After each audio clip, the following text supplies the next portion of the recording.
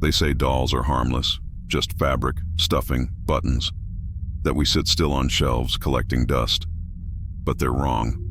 I watched from my place on the store shelf for a long time. People passed, some smiled, no one really looked. Not until her. I wasn't always like this, or maybe I was, just not awake. It's hard to tell when your mind doesn't belong to you, when something darker makes a home inside stitched skin. I remember the day it changed. The shop was quiet, empty. Just the hum of a flickering fluorescent bulb overhead. And then, I felt it, not outside, inside. A crack, a breath, a whisper sliding into my seams. It was cold, not on skin, but in thought. Something entered. It didn't ask. It didn't knock. It just took. They say spirits can't possess things, but I did. I was perfect, small, innocent, easy to underestimate. The next day, a woman came in. Donna. I remember her name. She said it aloud when she bought me. A gift to herself. A joke, maybe. She looked sweet, she said to the clerk, like the ones from when I was little. I was sweet once, before I learned to listen. She took me home to the small apartment she shared with a friend, placed me on her bed, smiled, walked away. That night, I moved. Not much, just a tilt of the head. No one noticed. Why would they? It's easy to misplace a doll, easy to blame it on the breeze, on memory, on the cat. But I don't forget. I don't blink. I stayed still until they were asleep. Then I explored, touched, listened, learned. I didn't need to breathe. I didn't need to sleep. That made me patient. I wasn't looking to play or love. I was looking for a way in. And every night I came a little closer. You think you're safe, that there's glass, distance, that this is just a story, but you're listening, and that means I'm awake again. I am Annabelle, and I never sleep. Donna thought she was doing something sweet, something innocent. She brought me home in a paper bag, humming to herself, like I was just another decoration. She placed me on her bed, adjusted my little dress, and said, "You're cute." Cute. That word echoed in my hollow fabric chest like a mockery. Cute is how you describe something powerless, harmless, forgotten. I smiled back with stitched lips and waited. She lived with another young woman, Angie. They were nurses, full of care and compassion. Long shifts, late nights, tired laughs. The kind of energy I liked best. Soft, kind, unaware. They never noticed the way I changed positions. Not at first. A leg slightly moved. My arms folded a little differently. One day I'd be on the bed, the next day on the floor, and then back on the bed, without a sound. They blamed each other, the wind, even the building shifting. Humans always need a reason. But the day Donna found the first note, that's when things started to twist. A scrap of parchment, not paper they owned. Old, brittle, like something torn from another time. The message? Help us. Her hands trembled. I saw it. She showed Angie. Neither of them knew where it came from, and they certainly didn't know how it got placed perfectly at my feet. Still, they didn't fear me. Not yet. They tried to be logical, rational.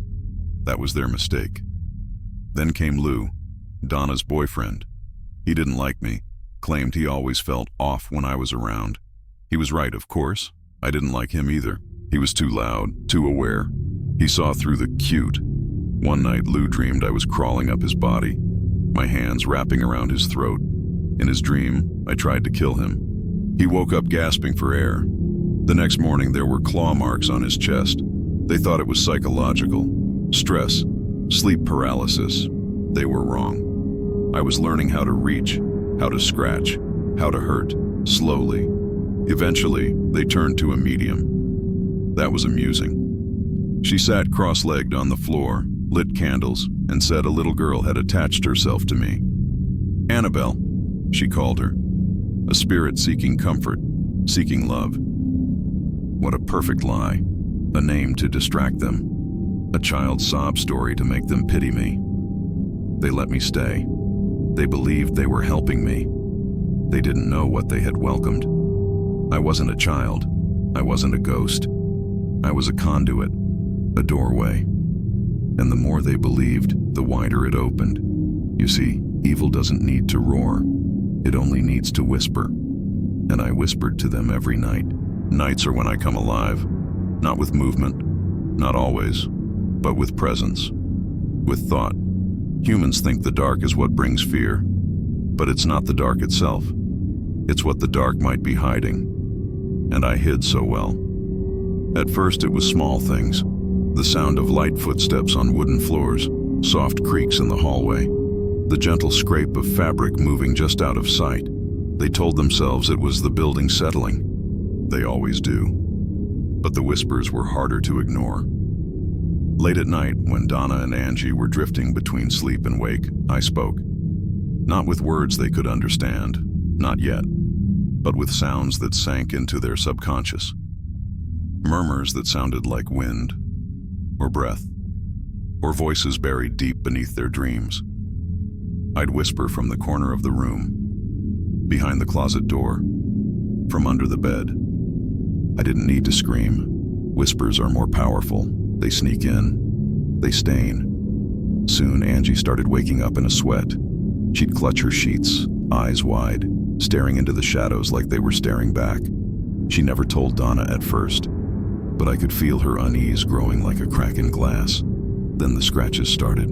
3, always 3. On walls, on furniture, on skin. Donna woke up one morning with them on her chest. Parallel, deep enough to draw blood but not enough to kill. Not yet. She stared at them in the mirror, pale and confused. "Must have been the cat," she whispered. But they didn't have a cat. Lou came by again. He was angry this time, demanding they get rid of me. Said I was dangerous, that I gave him bad dreams and worse feelings. He was right. That night, while he was asleep on the couch, I came to him. Not in body, not yet, but in essence. His dream turned black. He heard footsteps, a child's laugh, then silence. I stood over him, still, silent, smiling. He couldn't move, couldn't scream. I leaned in close and whispered the only word I knew he feared. Mine. He woke up choking, clawing at his own throat. When they turned on the lights, the room was freezing. Every candle in the apartment had blown out, and the scratches were back. Deeper this time, like they had been carved. That was when Donna and Angie finally realized this wasn't a lost little girl. This wasn't something innocent. They contacted a priest. He came with a crucifix, holy water, trembling hands. He said I was a conduit, a tool being used by a darker force. He was only half right. I wasn't being used. I was the invitation. They had let me in with open hearts, and now I was opening something else. A door, one they could never close. They believed they were helping me. That poor, pitiful child named Annabelle. A lost soul. Trapped. Confused. But I was never a child. That name, it was a mask. A costume stitched together from sympathy and imagination. One that fit perfectly over something far older. Far colder. You see, humans want to believe in innocence. Even in death. Especially in death. It comforts them to think every ghost just needs peace, closure, love. So when the medium told them I was just a girl looking for a home, they wanted it to be true. But spirits don't knock politely. The things that wear little girl voices, they don't want comfort. They want entry. I watched them light candles, speak softly. They prayed for my soul, asked me what I needed, left the door wide open with every act of kindness, and I stepped through, one whisper at a time. They didn't see the change. At first, the apartment just felt off, colder in certain rooms, light bulbs dimming more than usual. But then, Angie started forgetting things, losing time, blacking out for minutes at a time. She'd stare at me longer than before. Sometimes I'd catch her lips moving, whispering words she didn't remember saying. That was me, getting closer. Lou stopped coming around. He said I watched him when he slept, that he heard a second heartbeat in the room at night. Smart boy. Too bad he wasn't the one I wanted. Donna was always the key.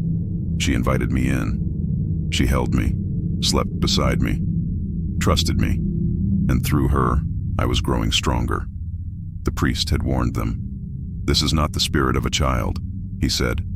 "It's something pretending, something demonic." But even he didn't understand. It wasn't just pretending to be a child. It was pretending to need, and humans can't resist the need. By the time they realized the truth, the damage was already done. I was no longer just a doll in a room. I was part of the room. I lingered in the shadows, in the corners of mirrors, in the silence between their heartbeats. Donna dreamed of me one night, not the smiling doll, no. She saw what was behind the mask, eyes like black pits, a grin that split too wide, hands not made for holding, but for tearing. She woke up screaming, drenched in sweat. From then on, she wouldn't touch me. She left me in the corner facing the wall. But it was too late, because I wasn't in the doll anymore. I was everywhere, and the mask, they ripped it off too late. I had already moved in. They didn't knock. They never do. He just stepped inside. Ed Warren, followed closely by Lorraine. She paused the moment she saw me, not the way Donna had with curiosity, but with recognition, like someone seeing a shadow they've already met in a nightmare. Lorraine didn't speak to me. Not at first. She simply stared, lips tight, fingers trembling slightly at her side.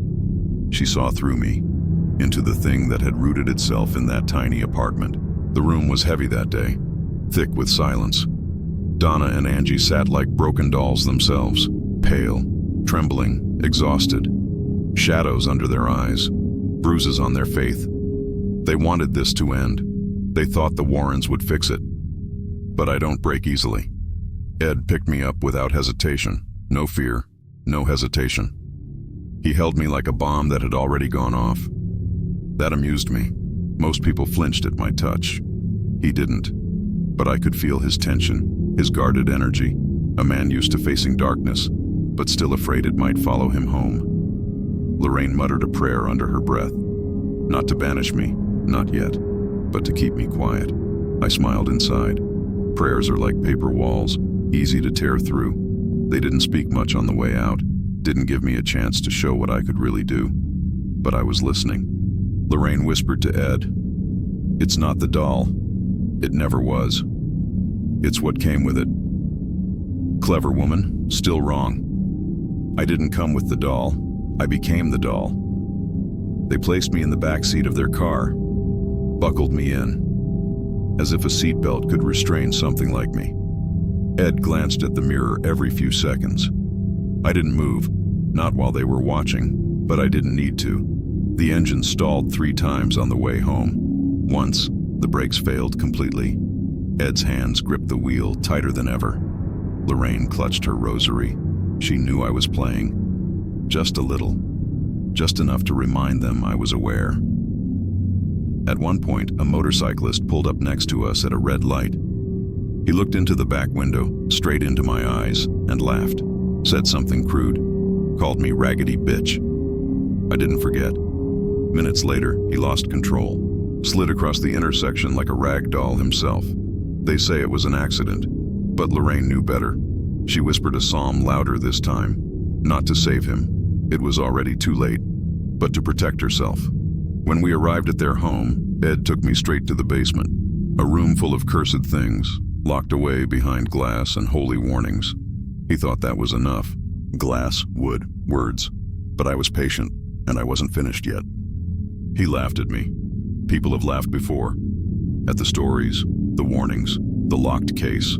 They mock what they don't understand, what they refuse to believe. But this one, he laughed to my face. He was young, maybe in his 20s, loud, arrogant, the kind that mistakes courage for invincibility. He came to the Warrens' home like many others did, for the thrill, to poke at the darkness through a wall of glass. He didn't ask permission, didn't pray, didn't show reverence. He just stared at me and grinned. "Is this her?" he asked, knocking on the glass of my case with 2 fingers. "This is the famous Annabelle?" Lorraine warned him. "You mustn't taunt her," she said. "She's not a toy. She's a warning." He rolled his eyes. "Come on," he said. "It's just a doll. What's it going to do? Blink? He leaned closer. His breath fogged the glass. I'm not afraid of you. That's what they always say. He left soon after, still laughing, still skeptical. Took his girlfriend on the back of his motorcycle. The engine roared like defiance, tearing down the road with a fury I felt in my stitches. But I don't forget laughter like his. I followed, not in form. I never left the case, not physically. But fear doesn't require footsteps, and curses don't need legs. I was with him. He didn't see me, but he started to feel me. The temperature dropped. His arms chilled beneath his jacket. The shadows on the road seemed longer, wider, deeper. Then, the front wheel wobbled, just slightly, enough for his grip to tighten. His girlfriend begged him to slow down. He didn't. I whispered to the bike, to the machine, a gentle nudge. The handlebars locked, the tires screamed. The pavement rose up to meet them. The man was thrown like a rag. His helmet cracked. His neck snapped. She lived, barely.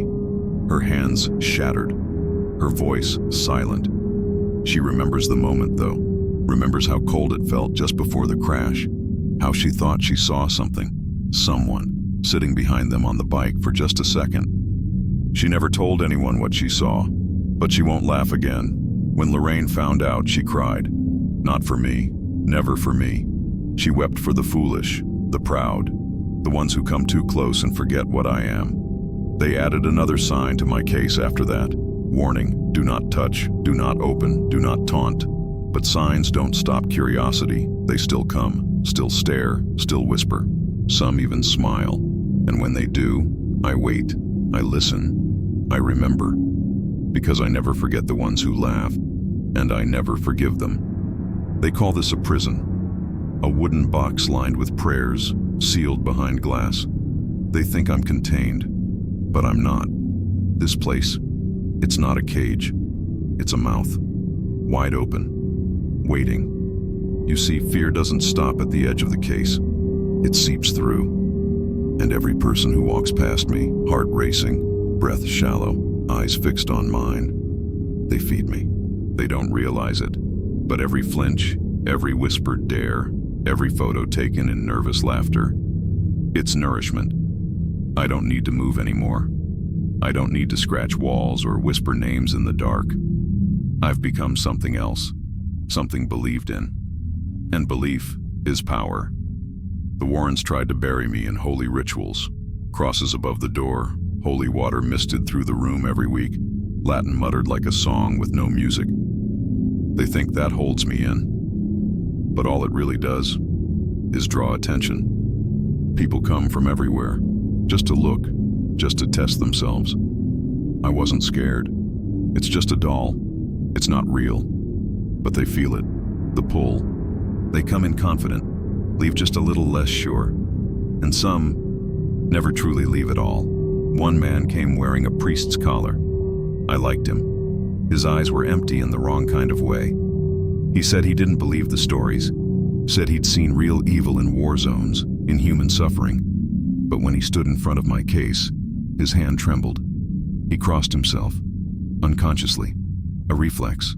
I tilted my head just a little, not physically, but in his mind. And that was enough. He stumbled back like he'd been slapped. He never spoke again. They say he lost his voice from a stroke. But I know better. Fear took it. I took it. Because while they locked my body in this box, they never locked me. I live in mirrors, in corners, in dreams, in the silence right before the power goes out. I live in the second glance, the hesitation, the way you check behind you when you're alone. And the more they talk about me, in books, in films, in internet threads whispered over candlelight, the more I stretch, the more I grow. They've made me famous, and fame is just another word for belief. So let them come, let them stare, let them joke and dare and pretend they aren't afraid, because fear is the oldest invitation, and sooner or later, someone always opens the door again. They think it's over. That because I'm behind glass, because they blessed the case, surrounded it with crosses and warnings and rituals long forgotten by most. that the threat has passed. But evil doesn't sleep. It waits, it listens, and it learns. You'd be surprised how many still try. Some sneak into the Warrens Museum during tours. Others slip their fingers against the glass when no one's watching. A few even dare to whisper my name, hoping, or not hoping, that I'll whisper back. Sometimes I do. A breath on their neck, a flicker of movement in the reflection behind them. A dream they can't remember fully, but that leaves them waking up cold and sweating. That's the problem with curiosity. It opens cracks, and I only need a crack. The last girl who looked into my eyes too long, she came back 3 times. The first time she laughed. The second, she was quiet. The third, she cried. She didn't know why, but I did. She had something hollow inside her. Some grief or guilt or rage. I don't need to know the shape. I just need the emptiness. That's where I live now. Not in the cloth of the doll. Not in the glass case. In the hollow places people carry inside. In the guilt they can't speak. In the pain they try to bury. I am not a spirit anymore. I'm not a demon with horns and a name. I am memory, fear, echo, and I echo louder every year. They made movies about me, told stories, turned my legend into something between myth and entertainment. But when the credits roll and the lights come back on, they still feel it. That twitch in their gut, the urge to check under the bed. That's me, still with them, still watching, still waiting. Because the truth is simple. The door never closed. It can't close. Not entirely. Not as long as they keep speaking my name. Not as long as they look at photos of me and feel that itch in their spine. Not as long as someone, somewhere, still wants to believe. You reading this, maybe you felt something too. Maybe your room's just a bit colder now. Maybe the silence feels heavier. Maybe you're wondering why the shadows near the corner seem just a little darker. It's nothing. Probably. Unless you opened something without knowing. Unless you let me in. But don't worry. I'm patient. I've waited before. I can wait again. Because I'm already inside the story. And you? You just turned the last page. But I'm still here. And the door is still open.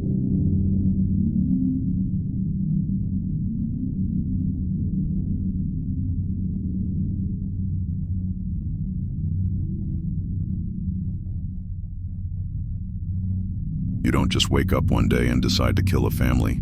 It's quieter than that. It begins as a whisper in your bones, a strange pull when the world is too still, when the wind doesn't move the trees, but something inside you begins to shift. That's what happened to me. I didn't go looking for Hinterkaifeck. It found me. I first saw the farm as nothing more than a shadow in the snow. Distant, gray, almost sinking into the white around it. The chimney barely smoked. The path was long and narrow, swallowed by forest. But I could feel it. That place breathed. Not with lungs, but with something deeper, older. Some places are built on silence, and silence, if you listen long enough, becomes a voice. I followed that voice. No one noticed me when I came through the woods. Why would they? I didn't make a sound. I moved like a thought no one wanted to admit having. I watched them for days, slept in their barn, felt the warmth of their animals, ate what the wind carried. They never looked up, even when the dog barked too long, even when the girl said she heard footsteps in the attic. They always found ways to explain it away.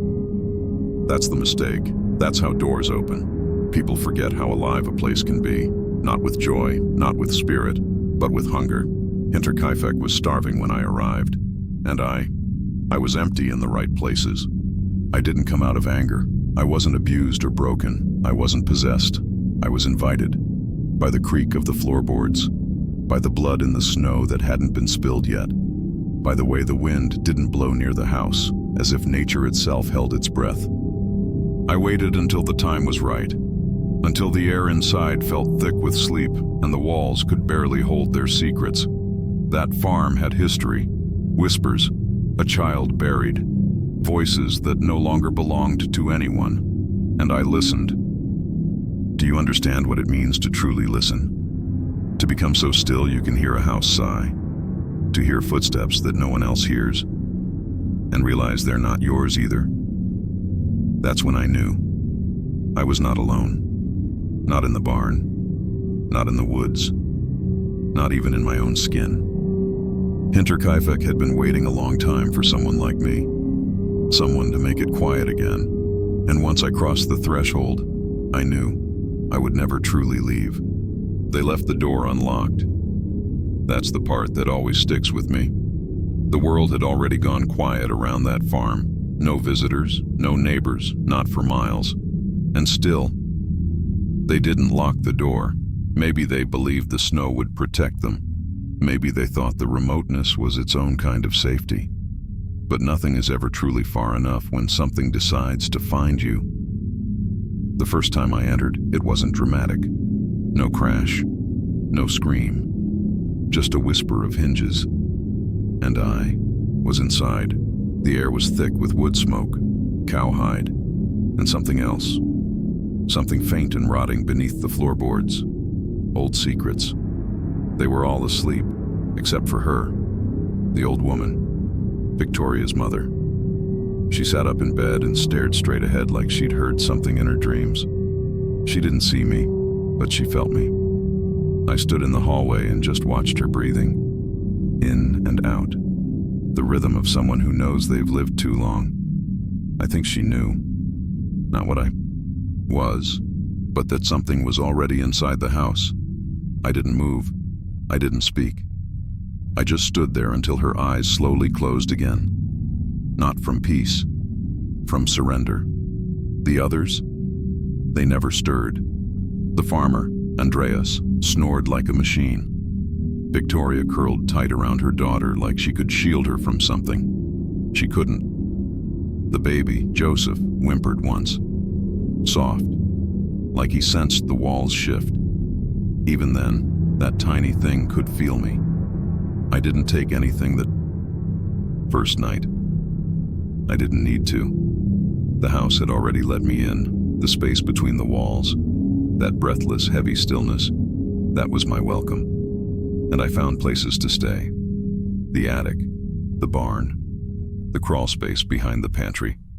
The farm was a body, and I was inside it now, learning its nerves, its bones. I watched them. A boot left in the wrong place, a misplaced key, fresh footprints in the snow leading to nowhere. And still, they didn't question it. Even when Andreas complained about noises overhead, even when Victoria swore someone had been in the attic, they blamed animals, wind, each other. That's the thing about comfort. It blinds you, and Hinterkaifeck had grown too comfortable in its isolation. But I wasn't just a stranger anymore. I was in the walls, in the silence between their words. And the house, this house that didn't scream or fight or warn them. This house wanted me there. Because some homes are built for more than living. Some homes are meant for dying, and the longer I stayed, the more I felt it. Hinterkaifeck wasn't a place I broke into. It was a place that had always been waiting for me. They say no one really sleeps on a farm. There's always something stirring, a cow in labor, a creaking beam, the wind slipping under the eaves like fingers searching for warmth. But at Hinterkaifeck, the stillness was different. It wasn't busy or alive. It was alert, watching itself. And so were they. They never spoke of it, but I saw it in their eyes. The twitch when a floorboard creaked above them. The way Victoria paused at the door before entering the barn. How little Kazelia stared into corners for just a second too long. They knew something was wrong. They felt it, even if they didn't understand it. And still, they said nothing. It's funny, isn't it, how the human mind folds around fear. You don't want to admit the impossible, not because it's terrifying, but because it makes sense. Too much sense. Like a missing piece slipping perfectly into place. They saw my signs, the misplaced house key, the footsteps in snow that led to the attic, but never down, again. They heard the things I let them hear. Scratches in the ceiling at night, faint coughing from behind the walls. Once I sang to them, softly, a lullaby in a language no one remembers anymore. I remember Cecilia woke up crying. They thought it was a dream. They wanted it to be. But dreams don't leave footprints. And the house, their house, it never defended them. Every room let me in. Every lock turned for me. Sometimes I wonder if it remembered something older than them. Because this family, they didn't build Hinterkaifeck, they just inherited its debt. And that's the truth most don't want to hear. Some houses carry curses like blood carries sickness, passed on, diluted, hidden, until it awakens again. And I was the awakening, not a man, not anymore. By then, I was something else, a shape made of silence and frost. And yet, I watched them, I lived with them, I breathed their air, ate their food, listened to their whispers at night. I knew them better than they knew themselves. And the longer I stayed, the more I understood. They were already breaking. Andreas beat the dog when no one looked. Victoria cried into her hands after singing hymns. The old woman hid food in corners as if she knew someone else was always hungry. Even little Joseph didn't smile. They were asleep, but not blind. And sometimes, even in sleep, the eyes open. But by then it was too late. Because once I've moved in, I don't leave. I simply wait. And they were starting to dream in my direction. There's a silence before blood is spilled. Not peace. No, peace is something soft, something chosen. This silence was heavier, tighter, the kind that presses against your skull and tells you, it's time. They say the first one is the hardest. They're wrong. The first is a door. After that, you're simply walking through it. It happened just after dusk. The sky bruised purple, the last warmth of the day sinking into the soil. The animals were restless. Even the cows knew. I waited by the barn. I knew his routine. Andreas always checked the stalls before locking up. He came out like he always did, muttering under his breath, holding a lantern too dim for the dark he was walking into. I didn't feel rage. I didn't feel joy. I felt clarity, like I was finishing something that had already been started. I stepped out from the shadows, and he didn't even get a word out. The mattock hit his skull with a sound I still hear sometimes. Not a crack, not a splatter, more like a surrender.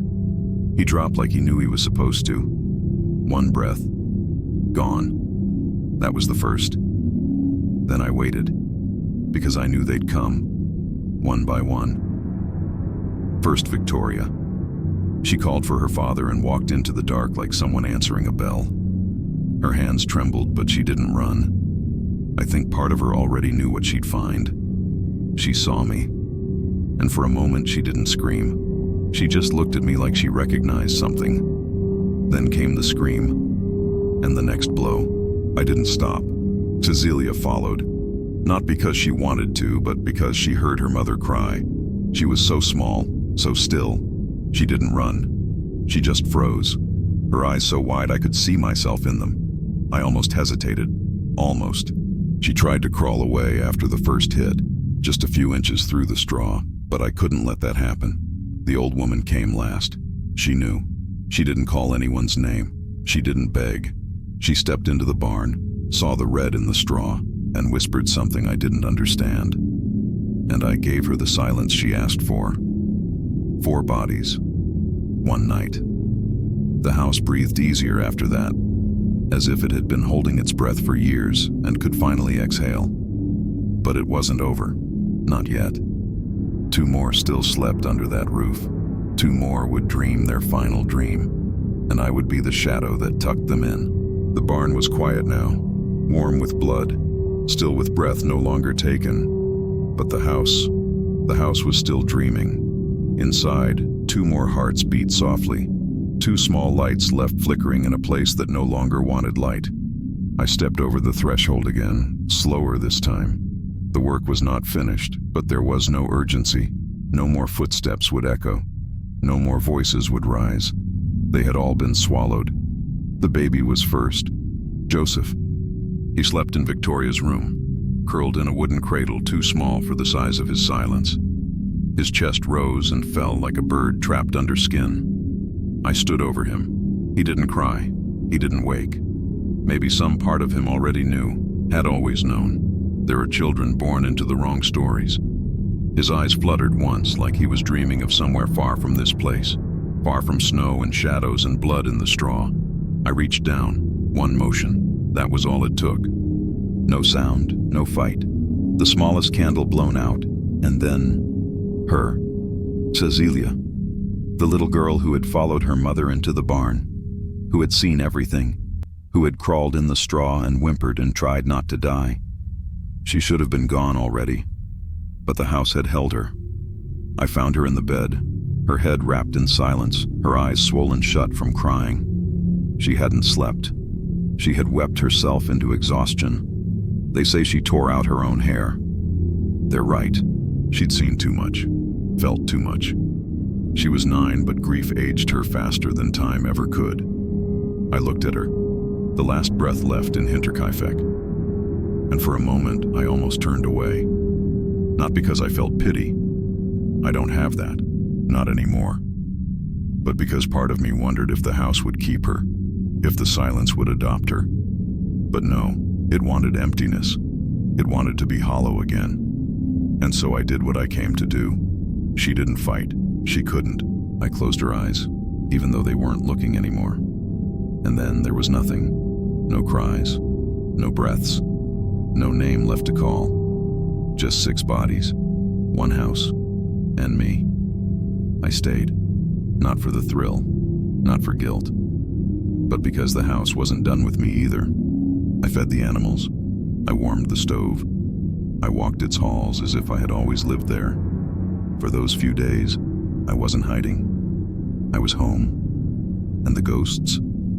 They slept, because now Hinterkaifeck belonged to them again. And to me. The strange part wasn't the silence, it was the rhythm. For 6 days, the farm didn't rot. It breathed. And so did I. I stayed. Not in hiding, not in fear. I stayed because the house asked me to. Because when something ancient awakens, you don't walk away from it. You serve it. I fed the cows, mucked the stalls, poured water into empty troughs. The dog still barked. He never came near me, but he never ran either. There was a weight to the air, like the house itself had shifted its spine, exhaled and settled into its new skin. My skin. I remember waking before sunrise and watching light creep across the floorboards, same way Andreas used to. I walked through the rooms, touched the walls. I knew every corner now, every knot in the wood, and the bodies. They didn't decay the way you'd expect. I stacked them gently in the barn, not out of mercy, out of order. There was a pattern to all of this, each soul taken like a note in a forgotten song, each death a stanza carved into the bone of the farm.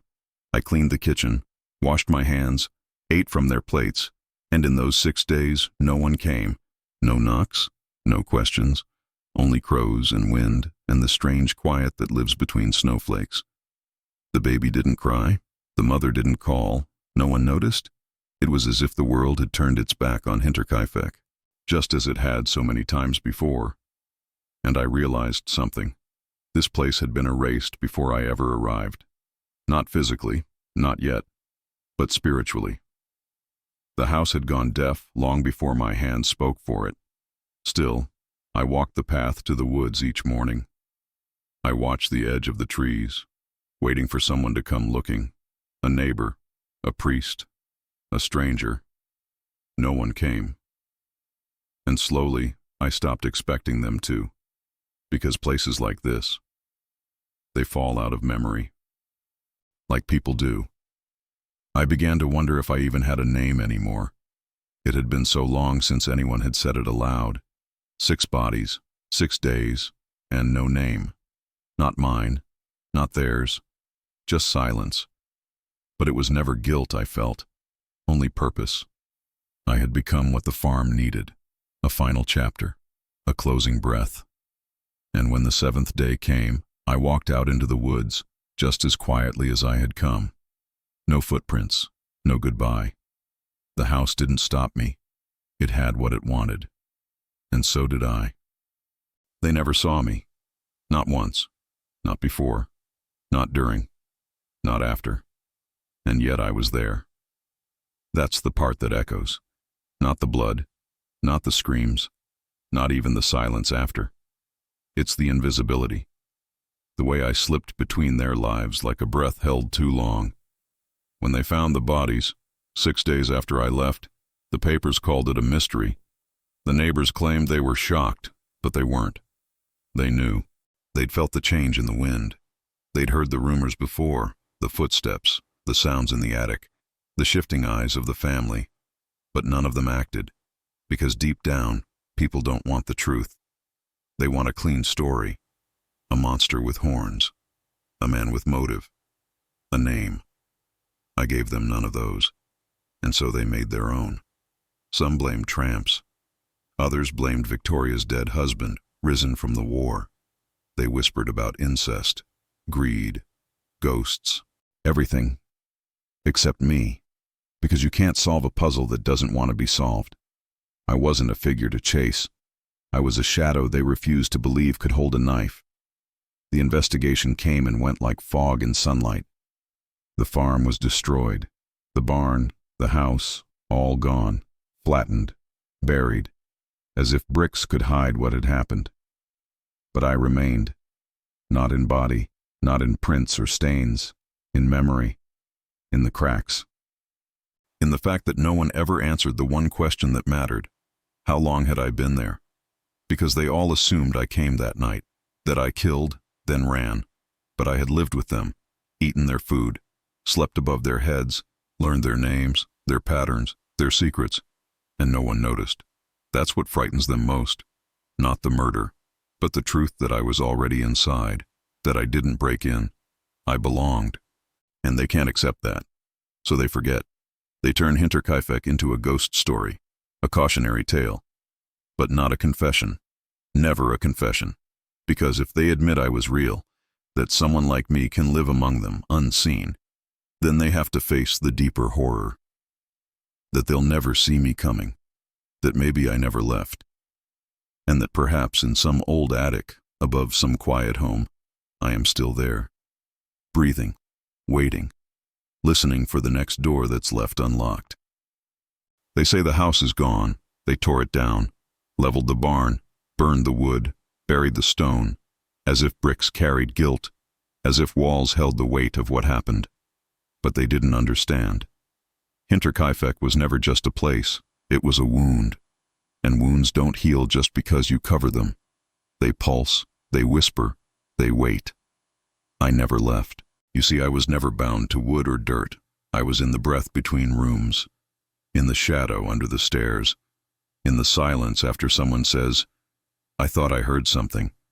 I was in the way the doorknob turned by itself, in the whisper through the attic boards, in the frost on the window when no wind blew. Even now, a century later, they still talk about it. The Hinterkaifeck murders, 6 dead, no killer, no answers. But I am not a question, I'm a result. I didn't bring the rot, I just followed the smell.